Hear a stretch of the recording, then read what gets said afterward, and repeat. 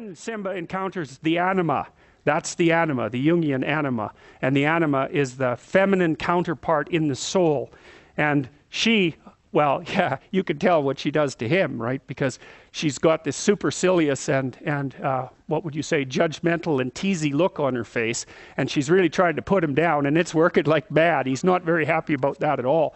And she's the thing, this is what the anima does, the soul. She's the thing that teaches the exploratory hero that it's not everything it could be, right? And that's part of, this can be read multiple ways, but it's part of the eternal tendency of women to make men self-conscious by their sexual selectivity. That's part of it, because that makes men self-conscious like nothing else. And it's also perhaps been one of the phenomena that's produced the evolutionary arms race in the sexes among human beings that's caused our rapid cortical expansion and our quick movement away from chimpanzees, who aren't selective maters, by the way. So look at him, Jesus, you just want to slap him, right? He's the son of a king, so he's very, very privileged, and he confuses his privilege with competence, which of course all of you do, because you're all sons of the king, which is why you can sit here in the university, and you confuse your privilege with competence as well, because has nothing to do with any of you that the lights are on and this place is so peaceful, right? But you take that for granted, and it can make you false and arrogant, like Jesus. That's just so sad. You look at that kid, you think he's in for real trouble, man. He thinks he knows everything. And of course, then he has a wrestling match with what's her name? Was it Nala? Yeah, he has a wrestling match with Nala, and she just pins him every time, right? Got you again, pinned you again. And that's basically right. One of the things that happens with men when they meet a woman who they really desire and admire is they project an ideal onto her immediately. That's an anima projection. And then that anima projection judges them, and they act all inferior and stupid. And it's partly because they are. That's why.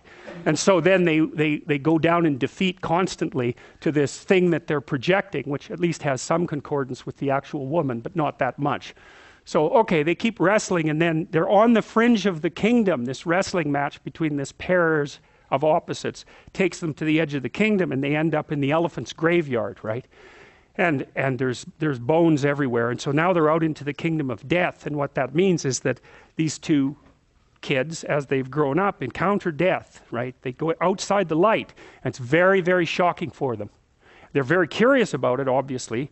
They go to explore the skeletons and all of that, even though they were told not to. But their curiosity, they can't stay away from death. They're too curious about it. And so they develop knowledge of death.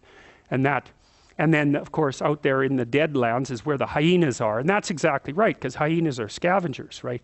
And they can break bones with their teeth. They're really, really quite the animal. And, you know, you kind of have a shudder of repugnance when you see those things. And I think it's partly, I mean, we shared an evolutionary landscape with the ancestors of hyenas for a very, very long time, and like vultures too, you know.